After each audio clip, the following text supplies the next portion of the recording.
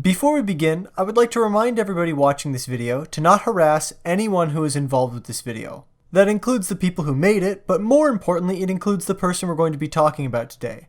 I do not endorse anyone going over there to leave a comment or harass this person, and if you do, I will personally throw you directly into the sun. Thank you for your cooperation. Hey everybody! Today I've got a very special surprise. Or should I say, we have a very special surprise. I'd like to introduce a very cool dude and fellow YouTuber, KookiAutumn. Hello, it's the Universal Mother Theory guy. Hey! I have a lot of screaming to do about this bullshit theory, and unfortunately for all of you, Salt gave me the platform to do it. Woo! Now, you might wonder what exactly is going on here. Well, I mean, the title is probably a big hint. We wanted to take a look at the theories of another Deltarune YouTuber named JaruJaruJ. For months, his theories have vexed me. I needed to talk about them or I was going to explode. So I forced Kookie to watch one of Jaru's videos so I wouldn't have to do this alone. Today, we're looking at Jaru's most famous, or perhaps most infamous theory, what is Ralsei? It was tough to choose a theory to go with, but I think that this one has a lot to talk about and it really highlights the key issues in Jaru's theories. Now to start off, I know Kookie and I are both going to get a ton of comments saying essentially the same thing. Why are you making a video to hate on Jaru? Why can't you just let people have fun? First of all, this is not a hate video on Jaru. I think Jaru is probably a chill dude. I decided to make this video because his theories are full of misunderstandings, incorrect information, and logical fallacies. I thought that this could be informative for people interested in theorizing and to present a different perspective.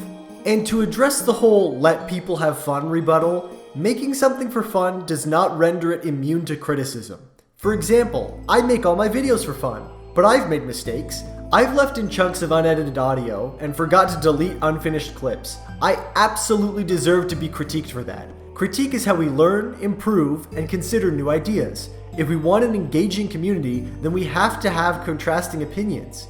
That being said, we are going to clown on Jaru for entertainment purposes only. To be very clear, we are not hating on him. We're having a bit of fun. If none of that convinces you, then we made this video for fun, so now you can't criticize it. If you want the full context, go ahead and watch Jaru's video. It's pretty long, so only do that if you're ready for the commitment. Of course, if you think we're misrepresenting any of his points, you can also go ahead and check out the video and let us know if we missed something. Here's a quick summary of his video for those that haven't watched it yet or just haven't watched it in a while. Jaru goes over all the possible answers for what Ralsei could be. He lays out the evidence and counter evidence for each, and then he gives his own theory as to what the answer is. He then claims that Ralsei is the result of Asriel's dust falling on Chris's red horn headband, and that Chris also murdered Asriel, and that Asriel is now possessing Chris. Sound like a lot? Don't worry. We're going over this point by point, starting right at the beginning of Jaru's video. Jaru kicks things off by laying out the 5 possibilities for what Ralsei could be. Buckle up, because I'm going to start off by being a pedantic nerd. The 5 possibilities he presents are human, monster, Asriel, Darkner, and something new. Right off the bat, I have no idea why human was included as an option in the first place. He does ultimately discard it, but it's weird that it was even included. I get that he wants to be thorough, but literally nobody would have cared if it was just left out. Asriel is another baffling choice for a possibility. Even if Ralsei were Asriel, he's still a monster. He's merely a subset of that larger category. Of course, the reason why Asriel was made as a unique option is because Jaru starts off his theory by assuming his conclusion. Yes, Jaru fans, I can hear you shouting already that Jaru doesn't think Ralsei is literally Asriel. Allow me to explain. Despite what he might say, Jaru's theory is the same as the Ralsei's Asriel theory. With his connections between Ralsei and a certain Undertale character, it's very easy to see that both theories come to the same conclusion. This causes Jaru to overstate Asriel's importance. I know why Jaru is doing this, but let's let him get a bit further before we start unpacking that. As for the rest of the possibilities, there's not much else to say. For now, let's just look at how he defines Lightners and Darkners. Jaru's description of Lightners doesn't have many issues, but his description of Darkners is where we start to run into some problems. Jaru claims that determination turns inanimate objects into Darkners. Dark fountains are created using determination. In Undertale, we know that injecting something with determination will grant that thing the will to live. As such, it stands to reason that whatever substance the dark fountain is pumping out involves determination in some way, as determination is the only source of power that we know of that is capable of bringing something to life. This is not what Darkners are. We'll go into more detail as he makes more specific claims, but Jaru's conceptions about how Darkners work is based entirely on a massive misunderstanding of Deltarune's determination.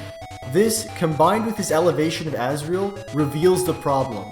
Jaru is suffering from Undertale favoritism. It's in all of his theories, and we haven't even gotten close to seeing the full extent of it in this one. The issue here is that Jaru is assuming that determination works exactly like it did in Undertale, when that is blatantly not the case.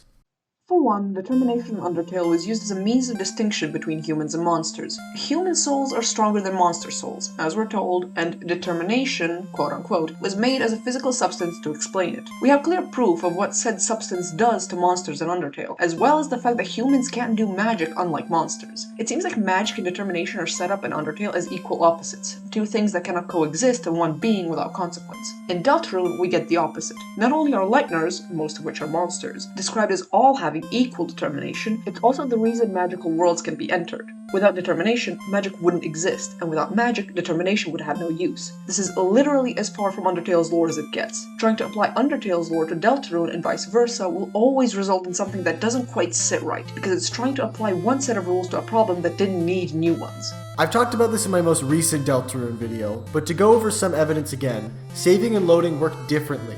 In Undertale, there are moments where the game remembers what you did, even if you quit without saving. Deltarune has nothing remotely like that. If determination had the same properties in both games, don't you think we'd have some kind of evidence instead of seeing the complete opposite? Then there's also the implicit claim that the Darkners literally are these objects. Yeah, that's not true. I know we see Lancer turn into a card, but we also know that Darkners existed before the Dark Worlds were created. If they were just objects, how do they know about each other? How do they know about Darkners from upcoming Dark Worlds that don't even exist yet? For example, Jevil knows about Queen, Spamton knows about Tenna. Even if you ignore the Spamton sweepstakes, Tenna is still referenced by Spamton. Darkners are not objects brought to life. They have a connection to these objects, but assuming they literally are these objects makes explaining the connections between these characters impossible. Here, allow me to be pedantic nerd number 2 and list off some of the things this theory can't explain in a satisfying or logical way. How do Queen and King know each other? How do Task Manager and Spamton know about Jevil? Why does Sham recognize Queen? Why did Jevil foretell the return of Queen? Why does the rule of objects turn into people not apply to all objects, like the cat posters or the Gerson drawing or the playing board? Why do some items become people, while the ones that Chris and Susie bring, like the chalk, only become consumable items and not even part of the map? Why do any of these so-called inanimate objects even recognize familial relationships with one another when they don't have them otherwise? Why are Lancer and King a son and father when a king card and a jack guard are a ruler and his soldier and not relatives in any way? Why does Ralsei know all this stuff about the prophecy and about how fountains work while neither the Spade King nor the Queen have any such knowledge? Ladies and gentlemen, you've been waiting for it all week, and now it's finally time for every fan theorist's favorite show.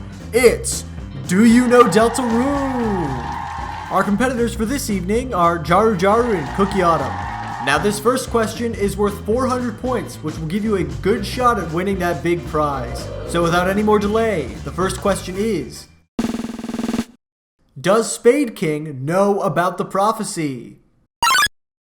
Well, to put it simply, no. Ooh, I'm sorry, Jaru, but that is incorrect. Cookie, you have a chance to steal those points for yourself if you can explain why.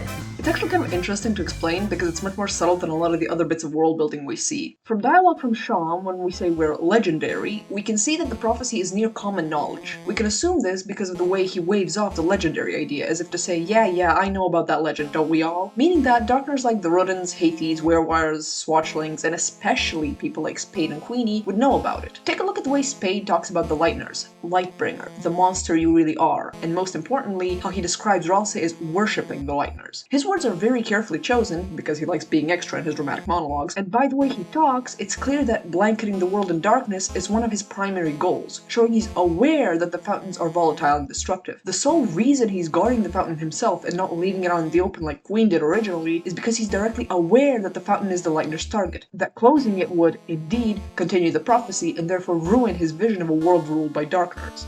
If I may go on a little bit of a tangent for a moment, this is actually a really important part of Spade King's overall character. His distaste for the Lightners and Ralsei's treatment of them stems from his hatred of the dogmatic reverence of the people who abandoned them. To him, the Lightners are the oppressors, and he is the one saving his people. He tells us as much. Assuming he doesn't know about the prophecy, and for that matter, the roaring, renders his entire mission in the first chapter pointless. The means justify the end is basically his motto, and in this case, the means are sending his son on his first and possibly last military mission to kill the Lightners, and the end is the world ruled by darkness, by Darkners, with Lightners suffering under the weight of nothingness and meaninglessness, just like what they did to the Darkners. Implying Spade stumbled into this idea dismisses his very real character of a man so blinded by his own rage that he doesn't realize that he's the one hurting people, and most of all his own son in his quest for justice. Spade is actually a much more complex character when we view him through the lens of a leader who thinks he's a rebel underdog, and it's, in my opinion, the only real way to make sense of all the...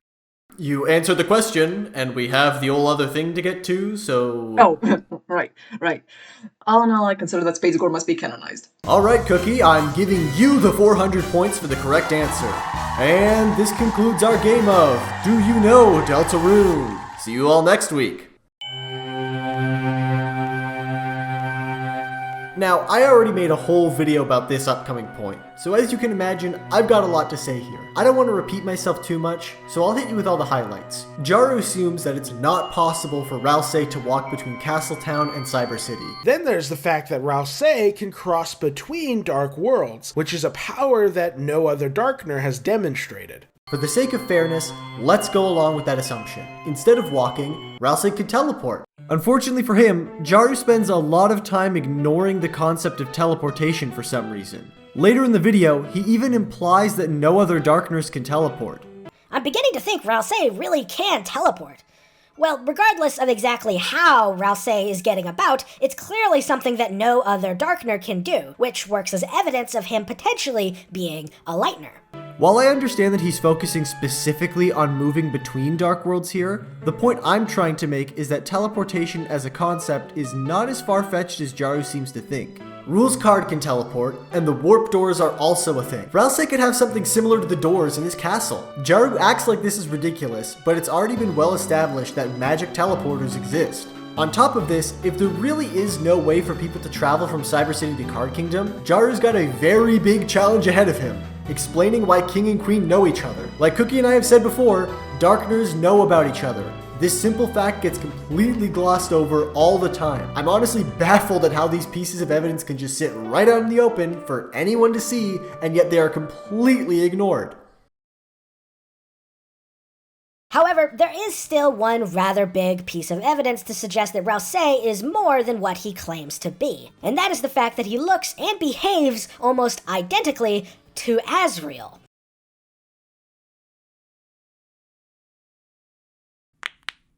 My time has come. So let's pretend I didn't already do an entire video about this topic and break this bullshit down as thoroughly as I can while keeping it quick. No, Ralsei in fact does not look exactly like Asriel. He is fluffier, he has pink horns, he wears glasses, he has tinted fur. Asriel is most likely going to look a lot more like his dad when he grows up, e.g. growing blonde hair and maybe a beard stubble or something, and implying that that makes him look surprisingly similar to Ralsei implies that Toriel and Asgore also look identical. Whoops, you just implied an incest. But okay, let's assume Jaru just means that Ralsei looks like young Asriel. Well, he's showing the side-by-side right now, and I think we all have eyes good enough to see that young Asriel, in fact, does not have any horns to speak of, any glasses to speak of, and his fur is completely white. Even Jaru points this out later, yet still says they look alike, or that Ralsei is an alternate version of Asriel. The trouble with boss monsters is that it's canon from way back in Undertale, they do look similar to each other in a surface-level way. When we look at someone like, say, Jaru's favorite, Sans, and his brother Papyrus, we said that they're the same quote-unquote species,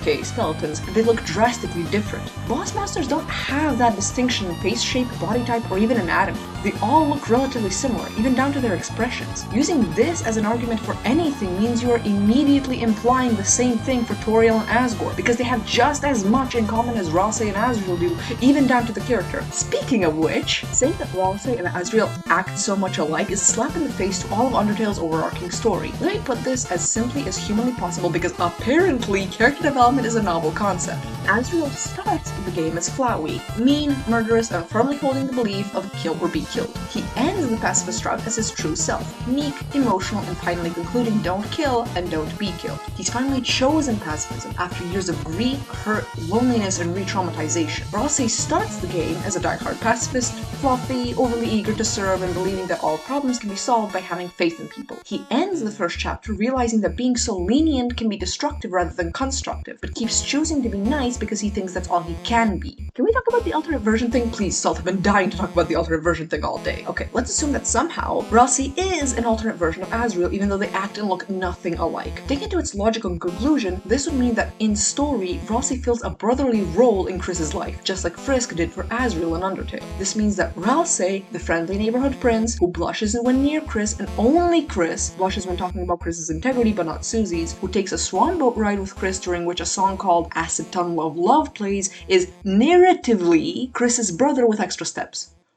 Whoops! You just implied an incest! Between children!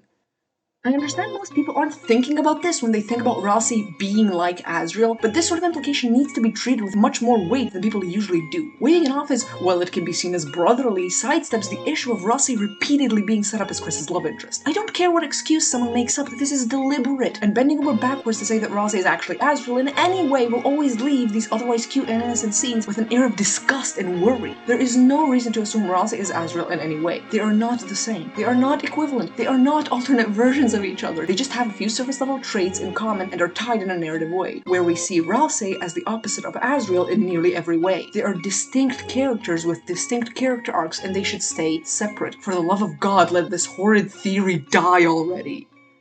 Glad you could get that out of your system, Cookie. I was worried your head was gonna explode. By the by, Jaru mentions how Noelle goes, "Who's that she's with?" It kind of looks like ... when she sees Ralsei. So many people think that she wants to say he looks like Asriel or some bullshit, but based on the context of the scene and how she hardly notices him later on, I'm willing to bet actual money that what she was going to say is, it kind of looks like they're on a date. She wasn't talking about Chris or their family or her childhood, she was focusing on Susie and looking only at her, meaning it's very likely she just glanced over at someone standing next to her and talking and assumed Susie was on a date, because honestly, looking at that display, who wouldn't? Jaru moves on to his next point, bringing up how Ralsei can use magic. Ralsei can wield magic, just like Susie and Noelle, and he even directly teaches Susie how to use healing magic, which pretty much confirms that Ralsei uses the same type of magic as the monsters. Now I hate to break it to you, Jaru, but so can every other Darkner. Those bullets they throw don't have a scientific explanation. Shalm was the court mage, Jevil was in prison because of magic crimes, all of the puzzle guys that give tutorials talk about TP, spells, and abilities as if it's nothing, and like, the entire element system is based on the idea that everyone can do magic. Now you could argue that Ralsei's magic is a lot closer to Noelle's magic than any other Darkners, and that would be a decent point to bring up, but they still have very different functionalities, even more so in a Snowgrave run. You could also argue that Ralsei's magic is different from other Darkners, but every type of Darkner has their own unique magic. Why would Ralsei be any different? If we're going to talk about Noelle, it's important to note that her magic is explicitly supposed to be able to replace Ralsei's and Susie's in normal gameplay, hence why she has both a powerful attack as well as a pacifying heal spell. She's like Susie and Ralsei's abilities rolled into one with a snow filter on. It has a gameplay function above all else, and also has interesting lore implications if we wanted to examine it that way. Of course, Jaru never will because Noelle is a Deltarune exclusive character and she doesn't appear in Undertale. This next section is where Jaru really starts getting into the idea of Ralsei traveling through the light world. I don't have too much to add since I've already shown that dark world travel is possible. He does bring up something else that I think is worth pointing out though. In fact, now that I think about it, how did Ralsei get back to his Castletown at the end of Chapter 1? Ralsei just shows up back in Castletown. In fact, after you seal the fountain in the cyberworld, Ralsei once again just teleports to his Castletown. We don't carry him in our inventory, and we don't see him in the light world. So how on earth did Ralsei get back? Already, we're starting to see how Jaru's flawed ideas build on each other like a Jenga tower that's already fallen over. We already showed that Darkners are not objects, so this entire point is irrelevant. But if Ralsei were a Lightner, wouldn't he have just shown up in the room with Chris and Susie? Now I know that some Jaru fans might be shouting, but Shadow Haxor! Jaru already debunked this idea in the video, he beat you to it! This brings me to a critique of how Jaru structures his videos. Jaru will frequently bring up a point only to debunk it minutes later. Here's an idea, don't do that! I don't understand the point of spending minutes on end going on and on about a point you're only going to end up throwing in the trash later. Why even present it as a valid idea if you're going to debunk it? Save us the time and don't mention it. Or if you think it's really necessary, make it quick. And that's not even the end of it. His mind-blowing revelation at the end of the video, the one that answers all the questions, doesn't even explain this. Let's go with Jaru's idea that Darkners turn into objects. If Ralsei is an object with Asriel's dust, why doesn't he turn into an object? If the dust makes him special enough to remain in his normal form, why doesn't he show up in the classroom? Jaru doesn't make an attempt to explain this. Jaru's entire theory is circular reasoning built on speculation that causes more problems than it solves. Dear God, help us! Jaru makes a somewhat valid point in saying it's weird that Ralsei knows as much as he does when he's never left Castletown. And lastly, Ralsei knowing so much about the light world could definitely be interpreted as evidence that he's more than a Darkner. He knows the school's layout, he knows about the concept of homework, he knows enough about technology to make a sleep mode joke, he calls Spampton a corrupted program, he knows something about the Angel, he knows what guns are, and of course he knows Susie and Chris's names without them ever telling him. True as this may be, it's easily explained by shit like him being able to read books on different subjects. It's not impossible, especially knowing how literal he is about explaining things, that he simply thinks tutorials and book-smart definitions of things are all there is to a subject. Jaru also says something that irks me, which is the idea that Ralsei can possibly know what a program is or what homework is. Buddy, in chapter 1 he talks about Halloween. Lancer knows what Santa Claus is enough to ask Susie if her comparing him to Santa is supposed to be in a scary way. Wow, what incredibly specific knowledge for a prince that's never left his kingdom to have! It's almost like these are cultural norms that Toby is writing the Darkners as explicitly knowing, because otherwise they wouldn't make for very good company of a bunch of lonely teenagers. Jaru's line of reasoning here is that the Darkners just live in complete ignorance of what the Lightners are doing or what their culture is, which is so painfully untrue because all Darkners have the concept of a birthday and Christmas and Halloween baked straight into them. This is also something easily explained with Queen being wired up to the funky internet most days. It's likely they can easily get information out of the light world without entering the light world themselves. Implying otherwise suggests that Lancer has somehow left the dark world without anyone knowing or noticing on either side, only to learn about Santa and nothing else. What the fuck are we even talking about at that point? Point being, Ralsei knows what homework is even though he's never had homework. Big deal, so does every 5-year-old.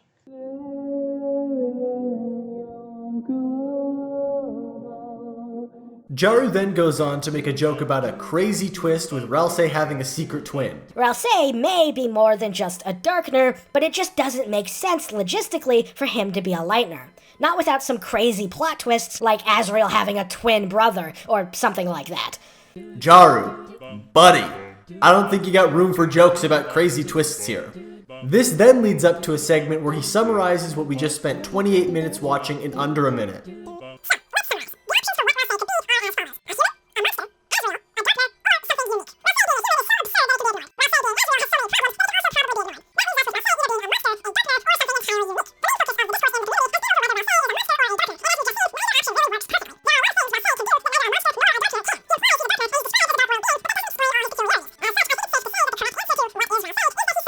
Jaru! Buddy! I got places to be! I got things to do! If you can summarize your points in a way that doesn't detract from what you're setting up with them, then please, for the love of God, do that first! I get wanting to be thorough, but is this repetition really necessary? If I can critique the structure of his videos again, it's so frustrating to have a video get slowed down by him repeating what he's already said. We know what the 5 possibilities are. We know he can't be human. Jaru, I promise I do not have the memory of a goldfish. You do not need to waste time repeating things. Hey, wait, isn't Ralsei having several secret twins in the plot of Paper Trail? Jaru dives right into his 5th possibility, something unique. Now, I'm sorry, but I'm going to be a pedantic nerd again, fretting over ultimately inconsequential details. If Ralsei being created by the Grand Dark Fountain did give him unique powers, while he would technically be something new, he'd also still very much be a Darkner. He'd simply be a new subcategory of Darkner. Again, maybe I'm being way too nitpicky, but I honestly don't see a reason to separate these two categories if he would ultimately be technically belonging to both.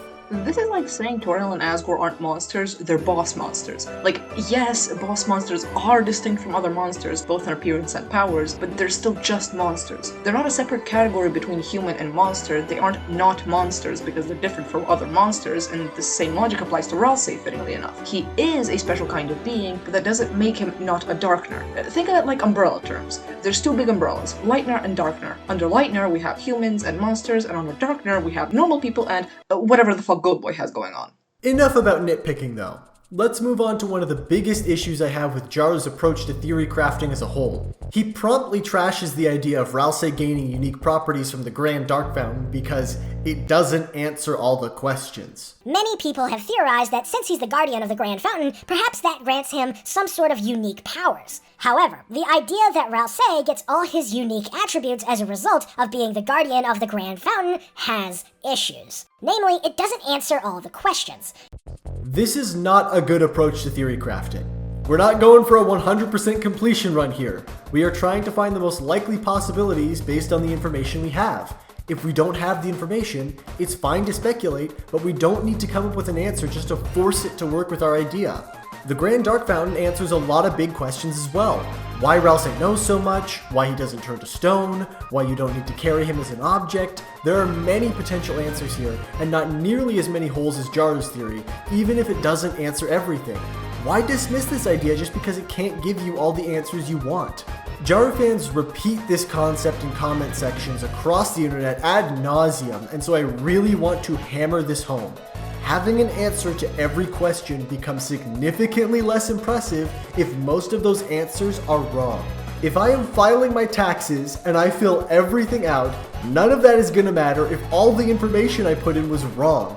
If anything, I'm more screwed than if I just left everything blank because I can be arrested for committing tax fraud. We're talking about Toby Fox here, guys. The guy who routinely implements a reality-bending white dog as a savior whenever he writes himself into a corner. You really think we're gonna get an answer to every possible detail? Undertale's whole setup is hypocritical, in that humans used magic to seal off all the monsters because they could use magic and humans couldn't. I sincerely doubt Toby gives a shit if his lore has holes in it, as long as it provides a narratively satisfying chain of events. Something that Jaru's theories routinely don't do.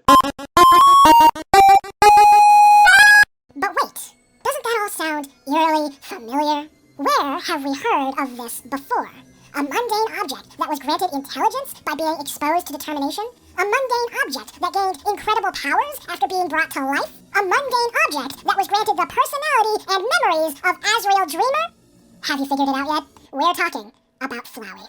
Ooh boy, I am about to go off here. Jaru finally starts putting some of his ideas together, essentially claiming that Flowey and Darkners are created through the same process. First of all, we already established that Darkners are not objects brought to life by the fountains, so this idea is dead on arrival. His Undertale favoritism comes shining through yet again. As far as we know, determination works nothing like it does in Undertale. Everything is falling apart and we're only getting started. But I'll be very generous and go along with this assumption. Let's ignore that Darkners are not objects brought to life and listen to what Jaru has to say. He lists a bunch of ways that Ralsei and Flowey are similar to prove how connected they are. Let's go ahead and dismantle every single example he gives one by one.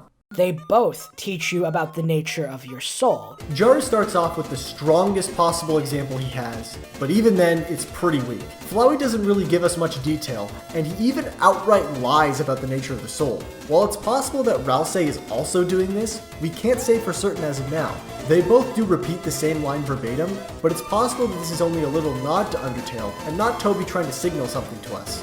I mean, Sean does say the line darker yet darker, quoting Gaster, but no one's arguing that Sean is Gaster, right? A definition is a definition. A quote is a quote. It doesn't speak to the character of the person saying it. They are neither human nor monster. This is true, but it's kind of cheating, don't you think? As I expressed before, Darkners are not objects brought to life. Even if it's true that Flowey and Ralsei are not humans or monsters, they're still different things. Even if we go with Jaru's belief that Darkners are objects, we have no proof that Ralsei and Flowey were created in even remotely similar fashion. This is all just an assumption. It's like looking at a rhino and a butterfly and claiming they're both the same animal because they are neither a dog or a cat. They are the first members of their species that you speak to. This is also technically true, but think for a moment about how Jaru chose to phrase that sentence. Why did he specify first member of their species that you speak to? Couldn't he have just said first member of their species that you meet? The reason why he phrased it that way is because he would be wrong if he didn't. The first Darkner you meet is Lancer. Bit of a sneaky way to force a comparison there, don't you think? Heck, Lancer even attacks you when you first meet, like Flowey does. I think I'm starting to develop my own theory here. They're both introduced only to get interrupted by an interloper using fire. This is where Jaru is really reaching the end of his rope when it comes to good comparisons. If the underhanded approach of the last one wasn't good enough, this one is just a pretty big reach. Believe it or not, fire magic and an exploding bike are two very different things. Just because they have minor superficial similarities does not make them the same thing. They are both alternate versions of Asriel Dreamer. And Jaru coming back in again with his signature technique, assuming the conclusion. It's a very weak technique. I don't know why he relies on it so heavily. You have yet to prove that Ralsei is an alternate version of Asriel. You can't prove Ralsei is a version of Asriel by starting with the assumption that he is. Cookie's already said his piece about this. But just because characters look alike does not make them the same. Here's an example from another game. In The Legend of Zelda: Ocarina of Time, there's a character called Talon. He's very obviously similar to Mario, and his design is even based on him. He uses the same sleeping animation as Mario, he wears a Bowser brooch, he is bursting with Mario references. But that doesn't mean that he is the Zelda universe version of Mario. The developers are just referencing a game made by the company they work for. They are both clearly hiding something from the player. This is by far one of the weakest points he could have made. Every character is hiding something from the player because no one just spills all their secrets the second you meet them. Are they both more mysterious than other characters? Sure, but it's not that strong of a point. Besides, Flowey drops his act pretty quickly. He's honestly really upfront about himself whenever he chooses to speak. He doesn't really hide anything. He just doesn't talk for most of the game. They are both princes of their respective kingdoms. Finally, the evidence I need for my theory to come to fruition. Lancer is also the prince of a kingdom. How did we not notice it before? Look at all the similarities. Lancer is Flowey. I hope my point is clear. This is also pretty weak considering the context of their royal status is completely different. They both know about the saving and loading feature. They both have very different connections with saving and loading. With Flowey, it's a core part of his character arc. With Ralsei, he talks about it one time and never again. And they both ultimately befriend the human protagonist while embracing a pacifist philosophy. Oh my goodness gracious me, the context is entirely different for this. Okay, this entire claim is flawed in so many ways. Let me break down what pacifism is in these games. Pacifism, in the context of Undertale and Deltarune, is the player choosing to defeat enemies without killing them. In this context, Flowey is not a pacifist by any means. He has killed before, and depending on the ending, he is willing and ready to kill again. If you mean that post-pacifist Asriel adopts a pacifist philosophy, then so does Asgore. Does that negate the fact that they've killed before? No, and if it did, it'd make the fact that pacifism has to be chosen in the game completely fucking pointless. And, like, Ralsei never chose pacifism, he just is a pacifist. Everyone in Deltarune is a pacifist, because by the nature of the game, no one dies by your actions unless you force Noelle to freeze people over and over. That is the only context in which any enemy is explicitly dead in these games, meaning that if you are doing a Snowgrave route, everyone is a pacifist. What, is everyone Flowey now too? This leads us to a very important question. Why? Why are they so similar? Well, to understand the answer, you must first ask the correct question.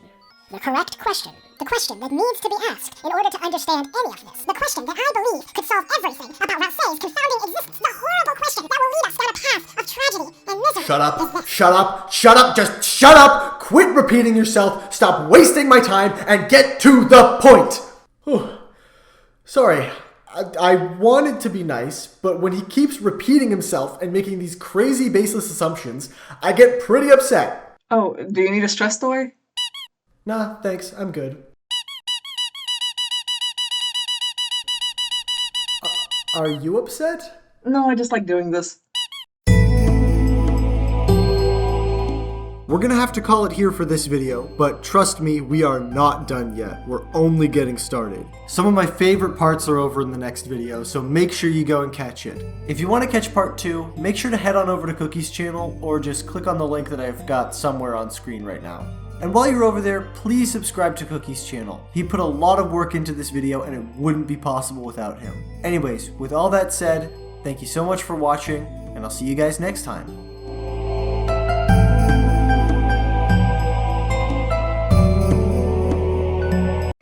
What the fuck is that?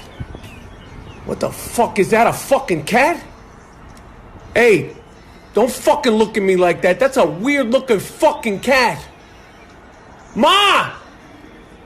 Yo, there's a stray cat outside.